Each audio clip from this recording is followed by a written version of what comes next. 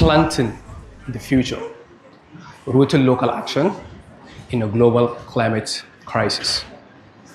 I have been an academic for over a decade, studied the ecosystem, how plants survive droughts, how flooding occur, how the fluctuation of the rainfall affects our crop productivity.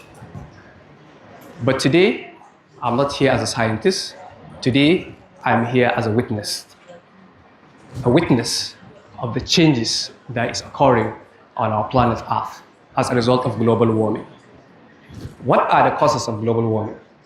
The causes of global warming simply includes the emission of a lot of gases into the atmosphere. One of those primary gases is carbon dioxide.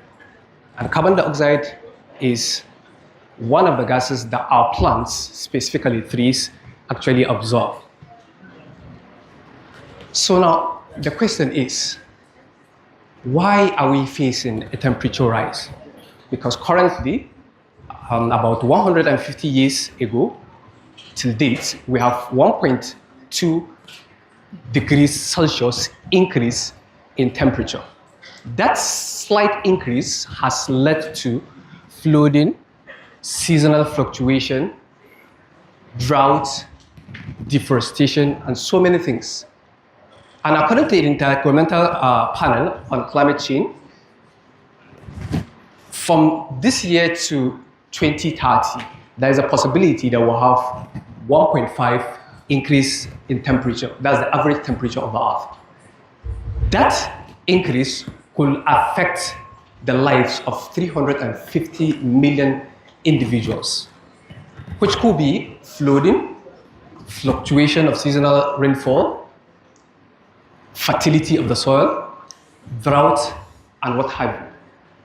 So now the question is, what are we doing?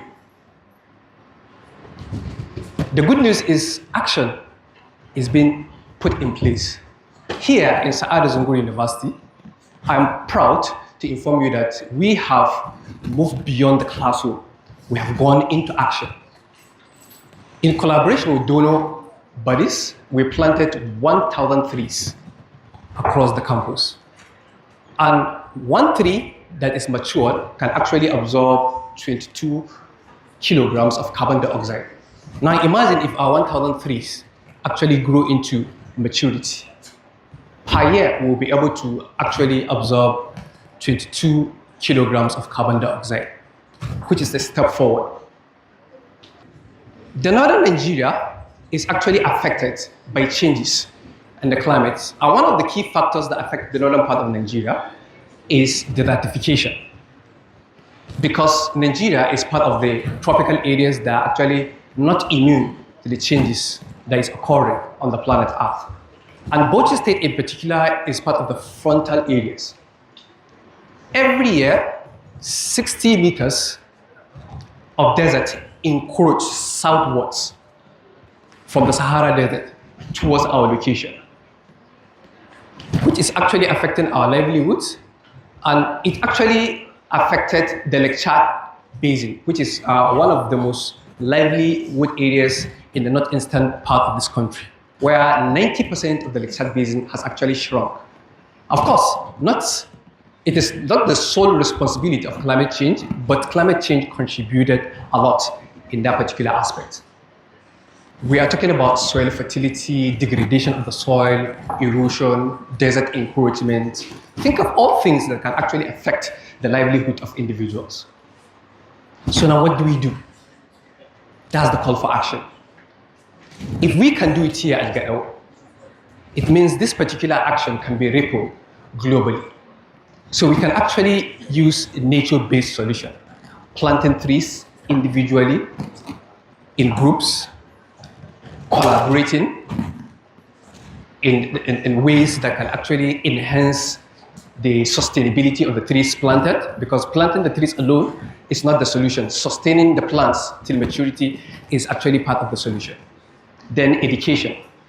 We can actually look for ways where we can include climate literacy into our curricula. Then we can actually also look at policy and innovation, whereby we encourage the politicians to actually look at climate change as an issue that can actually bring them votes in totality. So in summary, we are not helpless and we are not hopeless. We are doing something. And together, if we put our hands together, we can do more. So I would like to end by leaving you with this statement. The best time to plant a tree was 20 years ago. And the second best time is today. So please and please, let's bridge the horizon with roots in the ground. Thank you very much.